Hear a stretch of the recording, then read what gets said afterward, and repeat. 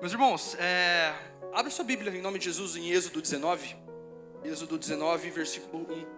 A gente vai ler do 1 ao 11. Exatamente 2 meses depois de saírem do Egito, chegaram ao deserto do Sinai. Depois de levantar acampamento em Refidim, chegaram ao deserto do Sinai e acamparam ao pé do monte. Então Moisés subiu ao monte para apresentar-se diante de Deus. Lá de cima, o Senhor o chamou e disse: transmita esta mensagem à família de Jacó e anuncie-as aos descendentes de Israel. Vocês viram o que eu fiz aos egípcios. Sabem como carreguei vocês sobre as asas de águias e os trouxe até mim. Agora, se me obedecerem e cumprirem a minha aliança, serão meu tesouro especial dentre todos os povos da terra, pois toda a terra me pertence. Serão meu reino de sacerdotes, a minha nação santa. Essa é a mensagem que você deve transmitir ao povo de Israel. Versículo 7. Moisés voltou do monte, convocou os líderes do povo e lhes comunicou tudo o que o Senhor havia ordenado. Todo o povo respondeu a uma só voz: faremos tudo que o Senhor ordenou. E Moisés comunicou ao Senhor a resposta do povo. Então o Senhor disse a Moisés: virei até você numa nuvem densa, para que o povo me ouça quando eu lhe falar, e assim confie sempre em você. Moisés relatou ao Senhor o que o povo tinha declarado.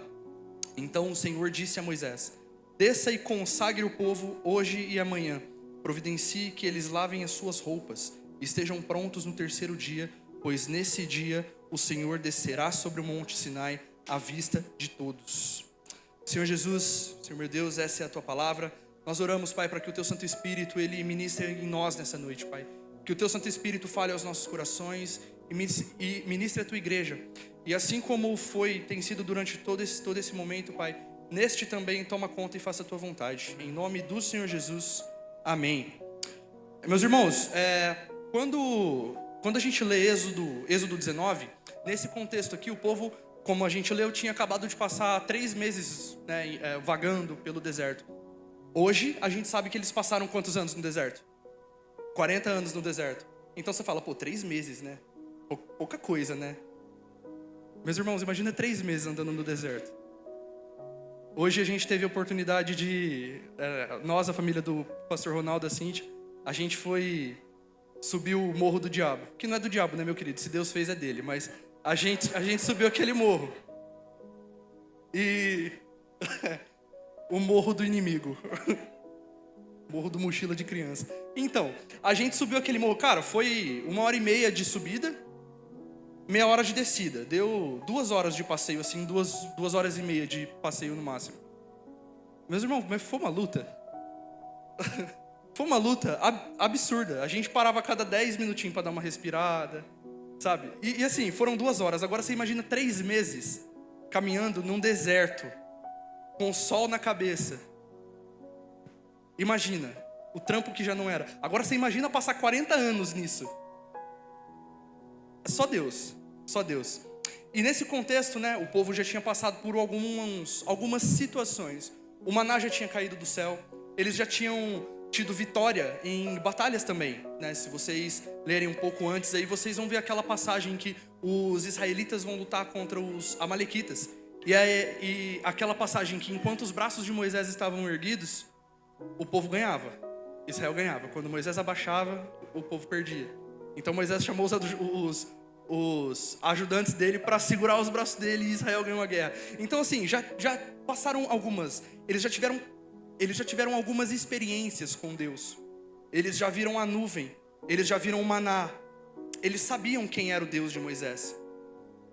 E a gente tem que lembrar também que era um povo que tinha passado 400 anos como escravo. Era um povo recém-liberto. Eles já tinham passado por tudo isso. Eles viram sim o mar abrir. Eles viram sim o maná cair do céu. Eles provaram dos milagres de Deus já. Só que era um povo escravo. Então, ainda tinha uma mentalidade escrava. Ainda custava muito acreditar no Deus de Moisés. E apesar de eles terem vivenciado diariamente os feitos de Deus, eles ainda tinham medos, inseguranças, vícios religiosos, ainda do Egito, né? Eles ainda não conheciam plenamente a Deus. E é nesse momento, em Êxodo 19, que Deus chama o povo que ele separou. Porque lá com Abraão, Deus fez uma promessa. O Deus de Abraão, de Isaac e de Jacó, não é? Amém? Então, depois que, né, Manassés, Efraim, né, tudo, aquele rolê todo lá, eles vão parar no Egito, porque José era governador do Egito. Então eles estavam lá. Quando José morreu, assumiu um presidente, né, que não conhecia a história de José, e falou: não, esse povo está crescendo demais, é bom a gente colocar um freio neles. E nesse contexto eles viraram escravos. Então, mesmo escravos, eles já tinham a aliança de Deus. Mesmo com a mentalidade de escravidão, eles já tinham a aliança com Deus. E é nesse momento que Deus os convida para eles fazerem a aliança deles com Deus. Deus já tinha feito a aliança dele, ele já abriu o caminho. E é nesse momento que Deus chama o povo para se relacionar com ele, para ter com ele no monte, né? Naquela época a gente sabe também que todos os povos, eles funcionavam com uma relação de suzerania e vassalagem. O senhor de determinadas terras era servido por quem morava nessas terras. Então assim, era um relacionamento distante. Eu tenho o meu rei, eu tenho o meu suzerano, eu tenho o meu senhor, mas eu não sei quem ele é, eu só moro na terra dele, pago aqui o meu dízimo, né? Pago aqui a minha oferta, pago aqui o meu tributo, mas eu não sei quem ele é. E nesse momento Deus ele chama para um outro tipo de relacionamento. Ele fala: Moisés, você vai libertar o meu povo. Moisés, você vai trazer o povo até o deserto. Moisés, eu vou descer naquele monte, eu quero conhecer o meu povo. E eu quero que o povo me conheça da forma que você me conhece. Eu quero me relacionar com o povo que eu escolhi. Eu quero me relacionar com o povo que eu separei. E a gente vê que é desejo de Deus ter um relacionamento com a gente, amém? Quem aqui é povo de Deus? Amém? Glória a Deus, todos nós somos povo de Deus. Então Deus quer se relacionar com você. É meio óbvio isso, né? Olha que revelação, Deus quer se relacionar com você. Mas é verdade. E qual é o nível do nosso relacionamento com Deus? Qual é a resposta que a gente dá ao convite de Deus, à oferta do Senhor de ter um relacionamento com a gente? Sabe, qual é a nossa resposta? A gente fala com Deus ou a gente fala sobre Deus? Né? Será que a gente pode acessar um nível mais profundo? Será que a gente está vindo na igreja só, mas o nosso contato com o meio cristão é somente aos finais de semana? Em Mateus 6 a palavra vai nos dizer que Deus, Ele está no nosso secreto. O próprio Jesus fala: quando vocês orarem, vocês vão para onde? Vão para o quarto, fechem a porta e busquem a Deus que está no... É lá que nós conhecemos a Deus. É no alto do monte, é no nosso secreto. E nessa noite, a gente vai ver que o monte ainda está ali. O convite do Senhor ainda está ali. Ainda dá para a gente subir esse monte, que muitos desistiram, e ficar lá até te encontrar. Quem pegou a referência? Então, sabe, é da nossa natureza humana a gente buscar por respostas rápidas, né? Hoje a gente tem acesso a muita coisa. Cara, qualquer coisa que você tem dúvida. Hoje, antes de ir pro morro do inimigo, eu peguei a minha bota e eu sacudi a minha bota. E não tinha nada na minha bota. Eu coloquei o pé na minha bota. Tinha algo na minha bota. Aí eu peguei a minha bota, coloquei a mão dentro da minha bota e tirei algo da minha bota. Coloquei no tanque aquele algo que eu tirei da minha bota. E como todo brasileiro médio, eu tirei uma foto e perguntei pro ChatGPT o que era. Ele falou: isso aqui é uma lesma. Eu falei: o quê? Cara, tava grudado no fundo da minha bota. Eu tive que fazer força para tirar. Mas eu não sabia o que era. Então assim, mas eu precisava de uma resposta, porque eu precisava da minha bota, porque eu tinha um morro para subir. E eu não ia subir de chinelo. Então a gente precisa de resposta rápida. A gente quer resposta rápida. A gente quer que os nossos problemas sejam resolvidos na hora. Não é? É mentira? A gente quer os nossos problemas resolvidos para ontem, né? E isso é da natureza humana. A gente buscar sempre ter. A gente buscar sempre a nossa resposta. A gente buscar sempre, sabe? Eu preciso disso, eu preciso disso, eu preciso disso. A gente busca as bênçãos de Deus, mas não o Deus da bênção. Porque vai de encontro à nossa natureza. Vai de encontro à nossa natureza humana. Paulo escreve: porque o bem que eu quero eu não faço, mas o mal que eu não quero, esse eu faço todos os dias. Então isso bate muito, né? Em várias situações na Bíblia, Deus ele vai se revelar somente àqueles que caminham com Ele. Assim como a gente vê na história de Noé, meus irmãos, em uma geração inteira, Noé era o único, né pastor? O único que caminhava com Deus. Noé era um homem justo e bom. Ele andava com Deus. Outra referência, quem pegou, pegou. Então assim, Deus ele vai se revelar somente aos que buscam Ele, somente aos que caminham com Ele, somente aos que, assim como Deus, desejam um relacionamento com Ele. Amém? E deixa eu te falar, o padrão de Deus ele não mudou. Deus, ele ainda só se revela a quem busca intimidade e relacionamento com Ele. Ele ainda busca intimidade com o povo, porque Ele nos comprou por um alto preço, amém? E se Ele nos comprou, nós somos povo dEle. E já não é mais nós que vivemos, mas Cristo vive em nós. Então, teoricamente, a gente não tem controle sobre as nossas vidas, amém? Teoricamente. Mas a gente tem a mania de pegar o controle pra gente. Falar, não, Jesus, espera aí, deixa que daqui eu sigo. A gente, né, como a gente estava conversando eu e o pastor Alessandro, a gente escreve os nossos planos e chama Deus para participar. E não busca participar dos planos dele.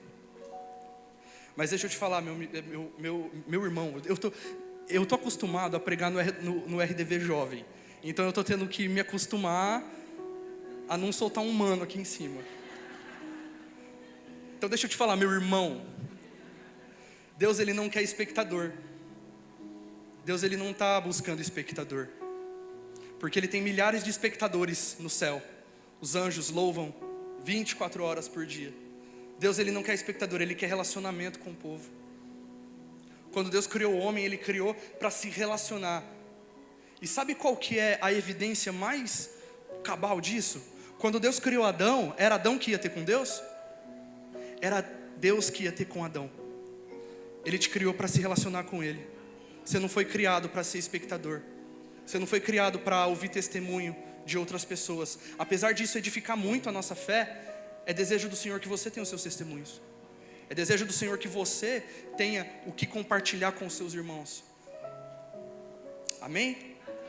Deus ele não quer espectador, Ele quer relacionamento. E para o povo escolhido, Ele faz uma promessa. Existe uma promessa para o povo escolhido. A gente vai ler, se eu não me engano, no verso 5, né? Isso. Agora, se me obedecerem fielmente e guardarem a minha aliança, vocês serão meu tesouro especial entre todos os povos. Você percebe que a promessa vem antes? Antes dele de fato fazer o convite, antes do povo subir o monte, já existia a promessa. Existe uma promessa para o povo separado de Deus. Ele disse que deseja uma nação santa. Ele disse que deseja uma aliança conosco. E ainda promete, sabe, as bênçãos dele para aquele que obedecer a esse chamado. Meus irmãos, Deus te amou primeiro, você sabia? Você sabia que a palavra diz que não antes de você estar no ventre da sua mãe, mas antes dele criar o mundo, Ele já te amava. Antes dele criar o mundo, Ele já te amava. Então Ele já te conhecia, não é? E Ele te fez promessas. Existe uma promessa para o povo de Deus. Aqueles que permanecem até o fim receberão as promessas do Senhor. Abraão, ele recebeu uma promessa de Deus.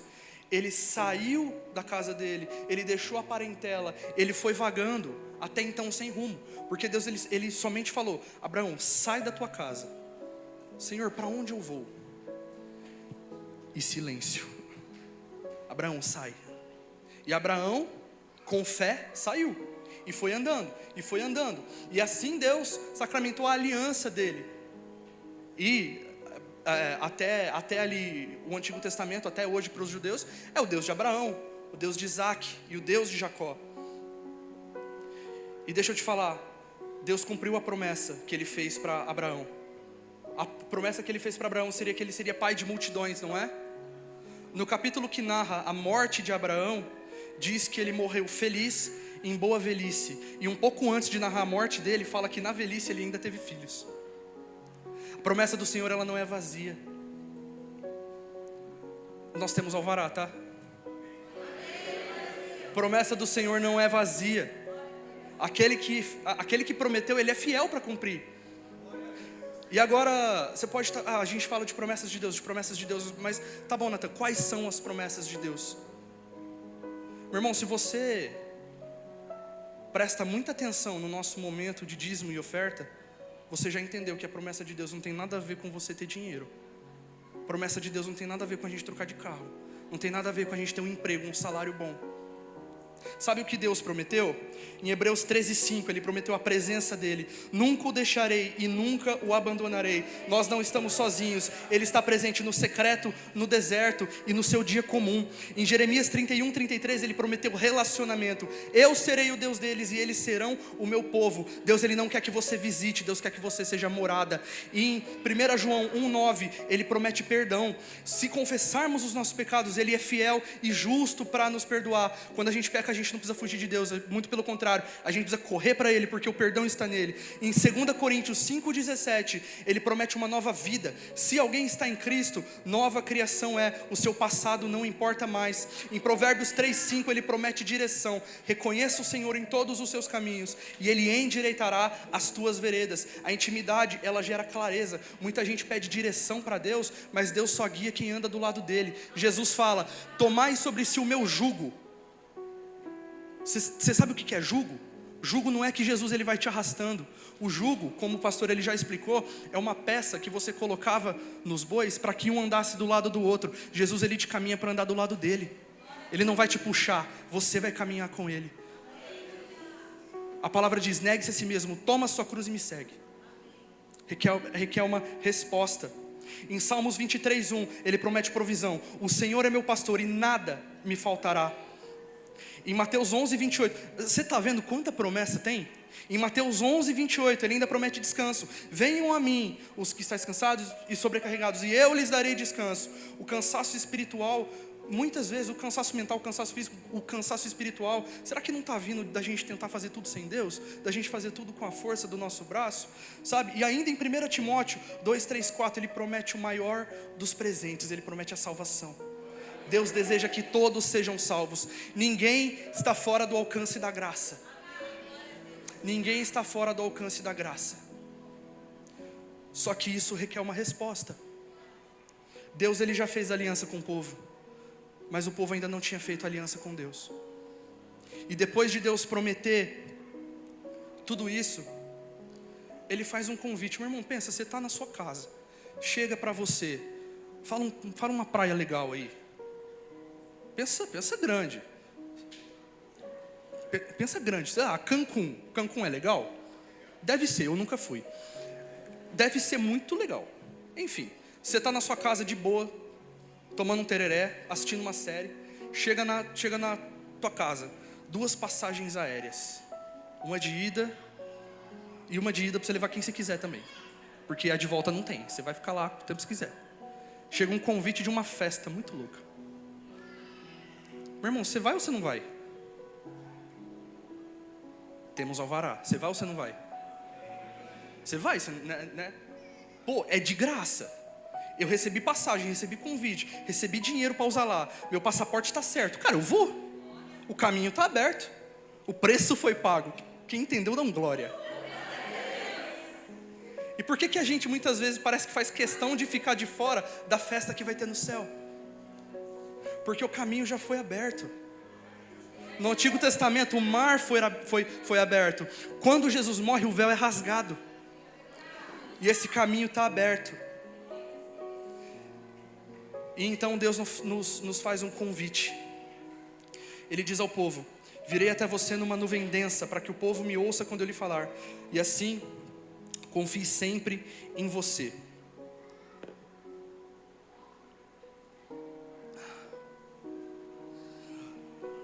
Na passagem que a gente leu, Deus ele convida todo o povo, como a gente falou, Deus convida todo o povo para ter um relacionamento com Ele, amém?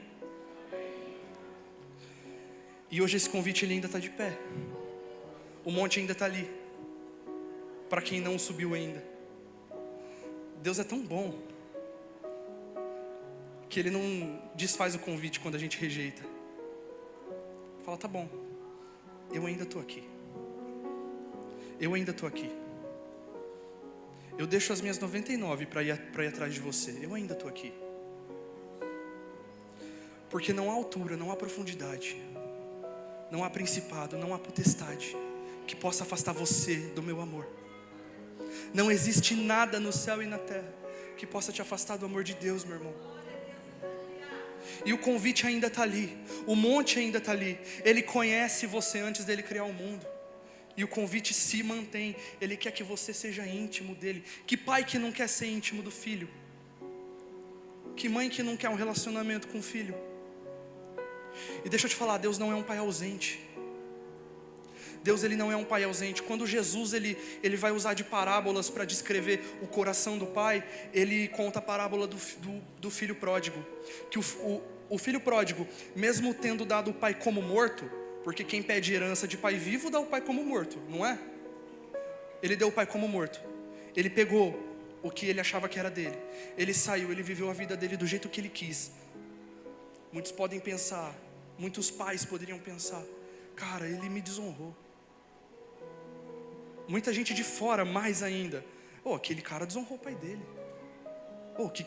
Que é isso? Porque a palavra também diz que quando foi acabando o dinheiro dele, ele foi perdendo os amigos. E quando as pessoas perdem amigos, você acha que como é que eu posso falar? Que o ex-amigo sai falando bem? Ele perdeu tudo que ele tinha, tudo que ele achou que ele tinha ganhado. E aí, depois de ter dado o pai como morto, depois de desonrar o pai, depois de gastar metade da fortuna do pai, você sabe o que ele faz? Quando ele estava comendo lavagem com porco, ele fala: até os funcionários do meu pai, até os empregados da casa dele comem melhor do que eu.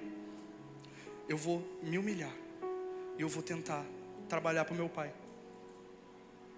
E aí Jesus conta que quando ele está voltando para casa, como que ele encontra o pai dele? Meu irmão, ele encontra ele encontra o pai dele bravo, de braço cruzado, carrancudo. Ele encontra o pai dele de braços abertos. Fala: filho, vem cá, que saudade de você. Filho, vem cá, eu vou matar o boi cevado, eu vou fazer um churrasco para você. Eu vou colocar um anel no seu dedo, eu vou te honrar. Porque, filho, não importa por onde você andou, eu te amo. Eu sou seu pai. E a porta está aberta.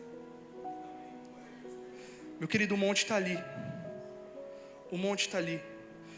E os espectadores, eles não recebem essa verdade para a vida. Você concorda comigo que quando alguém te faz um convite, você tem que aceitar ou recusar o convite, não é? Você precisa responder o convite, não é? A gente precisa responder o chamado de Jesus. A gente precisa responder ao convite que ele nos fez. A gente precisa subir um monte, mas existe um passo a ser dado da nossa parte também. Às vezes a gente espera Deus rasgar o céu e Ele descer, e Ele falar: filho, vai na igreja hoje. Acontece? Acontece isso? Não, porque Ele já fez o convite, Ele já chamou você. Você sabe que tem culto. Mais do que isso, você sabe que Ele está no seu quarto também. Você sabe que você pode conhecer a Deus na sua casa, e deve conhecer a Deus na sua casa. Aqui é um lugar para a gente cultuar Ele, mas a gente conhece Ele na nossa casa. A gente pode ter encontros com Ele aqui. Aqui a gente desfruta da intimidade que a gente constrói no nosso secreto, mas a gente só conhece a Deus no nosso secreto, respondendo ao convite que Ele nos faz. Apocalipse 3:20 fala: vejam, eis que estou à porta e bato. Aí ele continua: se alguém ouvir a minha voz e abrir a porta, eu entrarei e serei com ele e ele comigo. Mas e se você não abrir a porta, meu querido? Você acha que Deus vai arrombar a porta e vai entrar de qualquer jeito? Você precisa responder o convite. Quem foge do relacionamento com Deus nunca vai conhecer a Deus de verdade. Quem foge de intimidade, quem foge de momento no secreto, nunca vai acessar a intimidade com Deus. E que triste é uma vida sem intimidade com Deus. A gente precisa aceitar o convite que Deus nos faz. Quem estava aqui na pregação do dia 4, que a pastora Daisy falou do poder do dia 1? Lembra que a gente precisa tomar a decisão, que a gente precisa seguir em frente? Que Não é um ano novo que vai transformar as pessoas, mas são pessoas transformadas que vão mudar o ano. Então tudo tem a ver com a resposta que você dá para o chamado do Senhor. E se você acha que Ele não te chamou, talvez seja porque você ainda não ouviu, ou esteja dando atenção a tantas outras coisas, que não esteja ouvindo Ele falar com você. Se a gente colocar o VS aqui para tocar, e deixar tudo no talo, todas as tracks no talo, e a gente abaixar o teclado, lá embaixo, a gente vai ouvir? Só que o teclado está lá, não está? Meu amado, Deus Ele não grita. Deus Ele não grita. A gente precisa prestar atenção no que Ele está falando. E a gente precisa responder o convite. E logo depois, a gente vai ver que existe um preço a ser pago por esse convite, meu irmão. A salvação, ela requer uma resposta. Quando Deus convida o povo para subir um monte, Ele vai falar para Moisés: então o Senhor disse a Moisés: vá ao povo e consagre-o hoje e amanhã. Peça que lavem as suas roupas. Você concorda comigo que é justo dizer que o que vale muito também custa muito? Você tem a salvação. Amém? Meu amigo, você é salvo. Meu irmão, você tem a salvação. Essa é a maior das promessas de Deus. Você é salvo, você tem acesso à salvação. O véu foi rasgado. O próprio Deus que criou o mundo, o próprio Deus que formou aquele céu bonito que a gente vê, que fez aquele morro bonito que a gente subiu hoje, o próprio Deus, Ele te deu a salvação. Será que isso não é valioso? Um diploma de faculdade vale muito. Só que quanto tempo a gente investe nele? Um casamento vale muito. Só que quanto que a gente precisa se esforçar e se dedicar nele? Né, amor? Casamento é valioso demais, né, baby?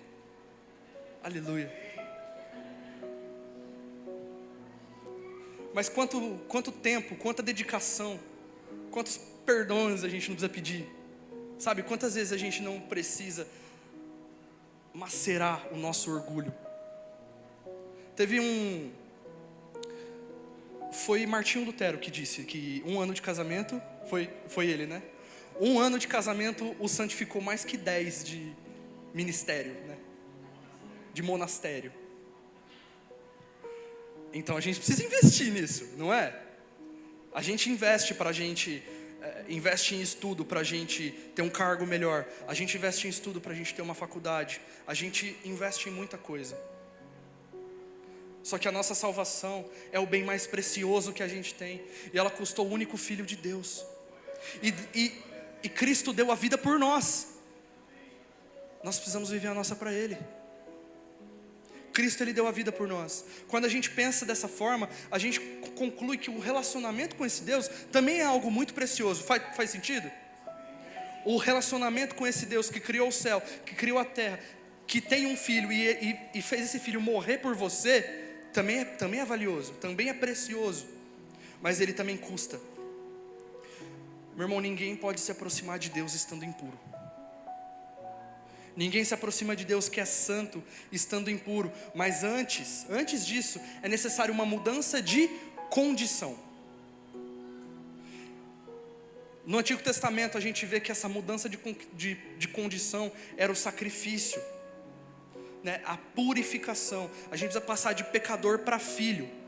E Jesus no Novo Testamento pagou o preço pela nossa purificação. A gente basta seguir. Em Mateus 16, 24, Marcos 8, 34 e Lucas 9, 23, vai falar a mesma coisa. Aquele que quiser vir após mim, negue-se a si mesmo, tome a sua cruz e siga-me. Deus, Ele não habita em templos impuros, em vidas impuras. Salmo 15, 1 e 2 vai falar: Senhor, quem poderá habitar no teu santuário? Aquele que vive com integridade. A presença de Deus exige pureza. Em Isaías 59, 2, são as suas iniquidades que fazem separação entre vocês e o seu Deus. O problema nunca foi Deus se afastar de nós, mas foi a gente ignorar o nosso pecado que nos afasta dele. No Novo Testamento, a gente vê que o foco muda. Deus ele não habitava em templos impuros. No Novo Testamento ele não vai habitar em vidas impuras. 1 Coríntios 6:19. Vocês são o templo do Espírito Santo. Deus não habita em templos impuros e nós somos os templos. 2 Coríntios 6:16. Habitarei e andarei entre eles. Portanto, afastem-se de tudo que é impuro. Quem quer exalar, quem quer ter cheiro da presença de Deus, tem que ser separado. Tem que pagar o preço da santificação. Deixa eu te falar, você não vai ser igual a todo mundo.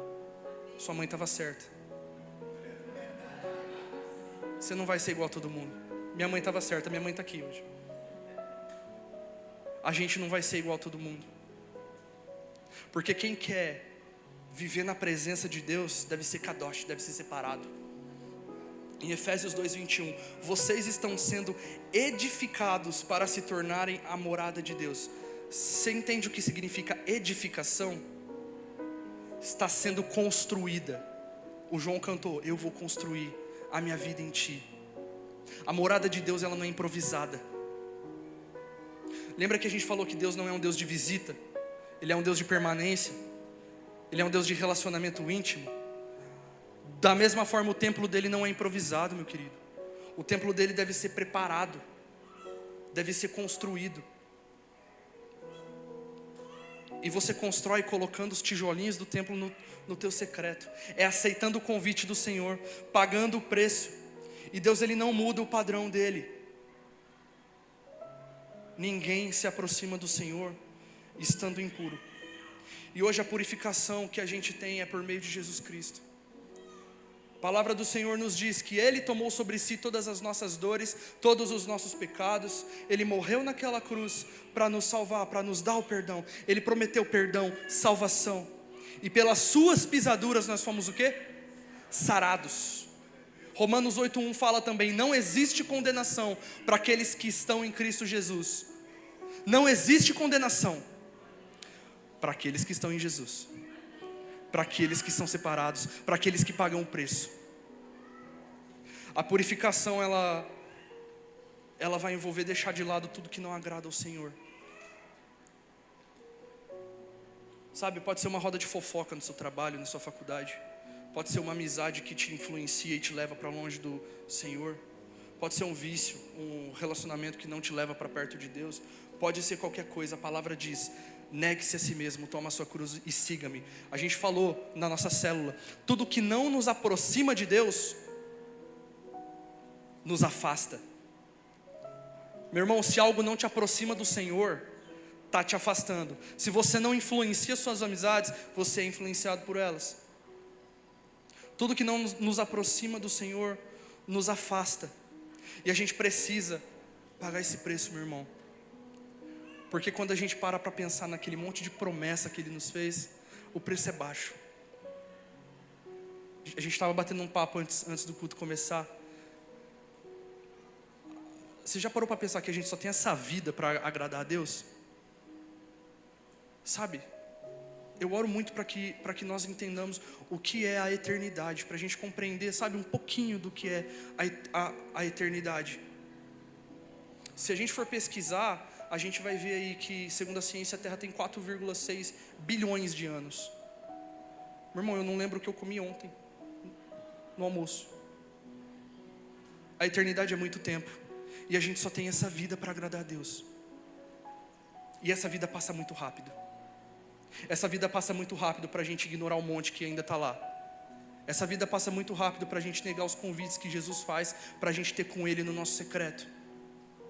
Essa vida passa muito rápido para a gente se ocupar com outras coisas que não sejam aquelas que nos levem à santidade, nos levem à santificação. Tem um livro, chama Por que Tarda o Pleno Avivamento. Esse livro é ótimo, se você tiver a oportunidade, leia. Leonard Ravenhill, em 1959, ele escreve assim: não com essas exatas palavras, eu estou falando de cabeça aqui.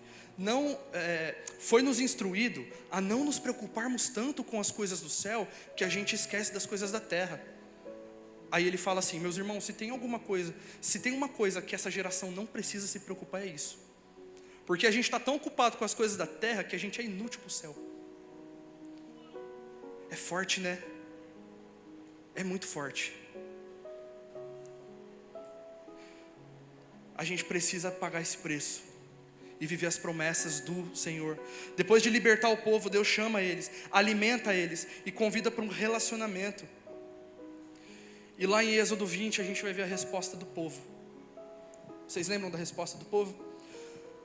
Quando o povo está prestes a subir o monte, depois de se santificar, depois de passar pelo processo, meu irmão, assim como Deus promete, Ele cumpre, não é? E Ele cumpriu. E Ele desceu sobre o monte, e aquele monte começou a tremer, e começou a dar trovão, e começou a dar relâmpago, e a palavra diz que aquele monte fumegava. Cara, você imagina o que é um monte fumegando? Tremendo? Imagina, pastor Ronaldo, se nós está lá em cima hoje, o monte começa a tremer e fumegar, o que você faz?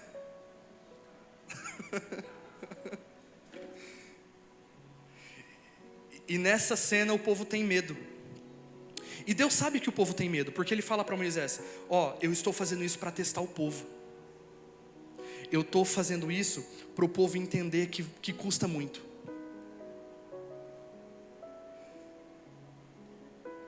E por recusar o convite do Senhor, o povo adia o acesso à promessa. Vocês lembram que nesse momento eles estavam há 3 meses no deserto? Quanto tempo eles ficaram no deserto? 40 anos. Olha o tempo que eles adiaram a promessa deles, simplesmente porque recusaram a intimidade com o Senhor. Não é esse o plano que Deus tem para a sua vida, meu irmão. Nós somos comprados por um alto preço. Nós somos povo de Deus, amém? Deus quer um relacionamento com a gente, amém? Deus, Ele nos prometeu tudo aquilo que a gente viu agora, não prometeu? Ele nos convidou, não convidou? A gente precisa subir um monte. E o monte continua ali. Qual é o nível do relacionamento com Deus que salvou a gente? Sabe, a gente tem todas as promessas do Senhor liberadas. Pode ficar de pé em nome de Jesus. Vai parecer que a gente está acabando. Tô brincando, a gente está acabando. Meu irmão, a gente tem acesso a todas as bênçãos dos céus. Elas já estão liberadas para a nossa vida. Só que o nosso nível de relacionamento, e como o pastor Alessandro fala, o nosso nível de maturidade é o que vai nos dar acesso, é o que vai destravar o nosso acesso a elas. A gente tem o direito a todas elas, só que o acesso a elas tem um preço. Tem um preço de aceitar o convite, tem o preço de pagar o preço. E a gente precisa decidir chegar a um nível mais profundo com o Senhor. A gente precisa responder de maneira diferente do povo. Meu irmão, não é desejo do Senhor que você adie a promessa que Ele tem para a sua vida. E nem deve ser o seu. O monte está ali. E nessa noite Ele te convida mais uma vez a subir esse monte, a ter um relacionamento com Ele, a pagar o preço da presença. A gente vai cantar um louvor agora. Enquanto isso eu te convido a você gastar um tempo com o Senhor agora. Ele te convida mais uma vez nessa noite a subir esse monte, a pagar esse preço. E o convite ele sempre esteve lá.